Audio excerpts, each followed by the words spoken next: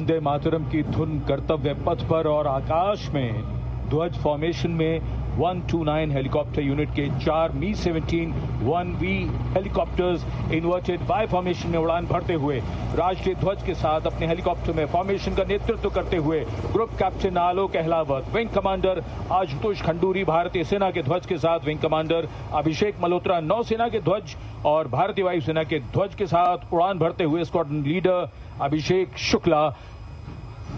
जन समूह पर आकाश से हो रही है पुष्प वर्षा।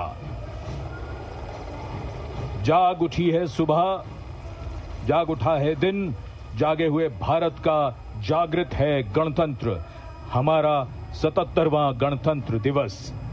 ये शुभारंभ है दुनिया के सबसे बड़े लोकतंत्र का गणतंत्र उत्सव है।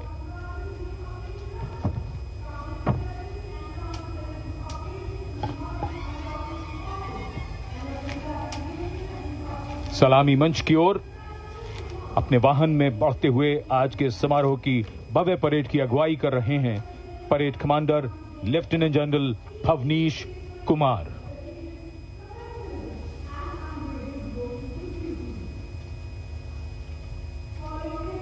Lieutenant general Bhavnish Kumar AVSM, VSM,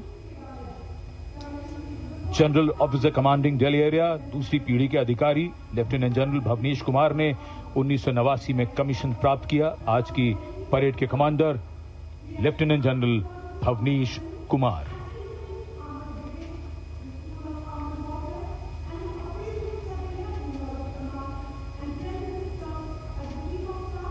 एक नई धूमधाम, कुछ नई तैयारियां, कुछ नया तेवर। और ये आज की परेड के parade 2IC major general Navraj Dhillon, तीसरी पीढ़ी के officer, BSM, chief of staff, headquarters Delhi area, IMA Dehradun के पूर्व छात्र मेजर जनरल नवराज ढिल्लों ने सन 1991 में कमीशन प्राप्त किया।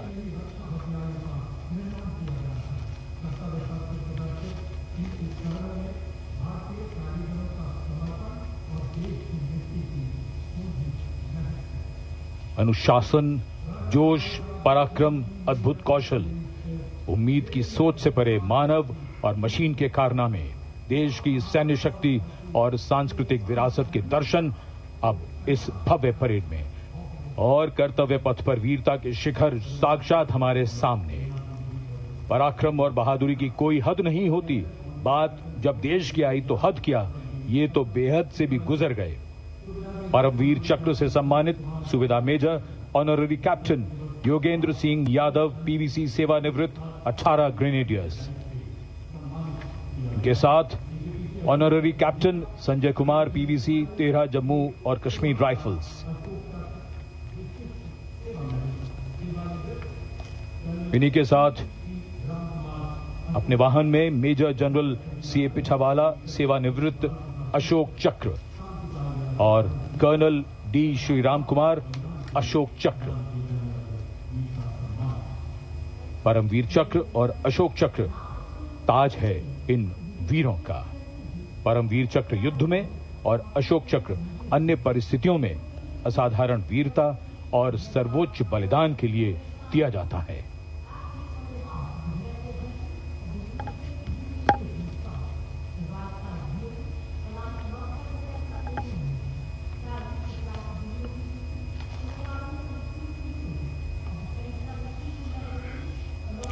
And now approaching the saluting base, the European Union contingent with 4 flag bearers. The EU military representation is led by Colonel Frederick Simon Spuitz. The right side gypsy, aligned alongside the second ceremonial jeep, carries the flag of the European Union, symbolizing the institutional unity of the 27 EU member states, and alongside the flag of the European Union military staff, the permanent military body within the EU's institutional framework. The left side gypsy, aligned alongside the first, carries the flags of the EU Naval Force Atlanta and the EU Naval Force Aspid.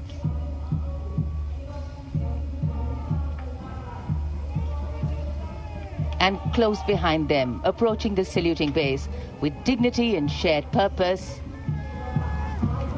we have leading the mounted contingent of the Republic Day Parade 2026, resplendent in active combat uniform, mounted on magnificent gleaming steeds, the 61st Cavalry Contingent, led by Captain Ahan Kumar, the only active horse cavalry regiment in the world.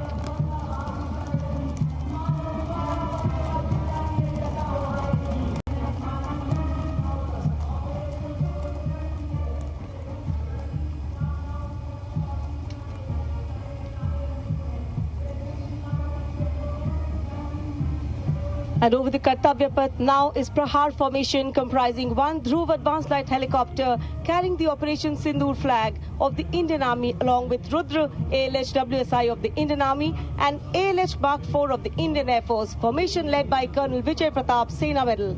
ALH WSI flown by Lieutenant Colonel Ahmed Pasha and ALH Mark 4 flown by Group Captain Arunav Pal.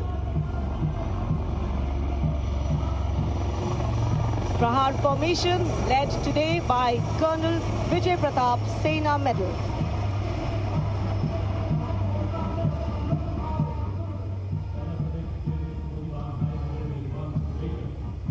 A lovely clear blue sky, perfect foil for our flying machines. And here, going past the saluting base, led by Lieutenant Arjun Kashyap of 6 Lancers, the High Mobility Reconnaissance Vehicle, HMRV, India's first indigenously designed armored light specialist vehicle. Equipped with battlefield surveillance radars, capable of detecting men, vehicles and low-flying helicopters along with drones to cover radar-blind zones.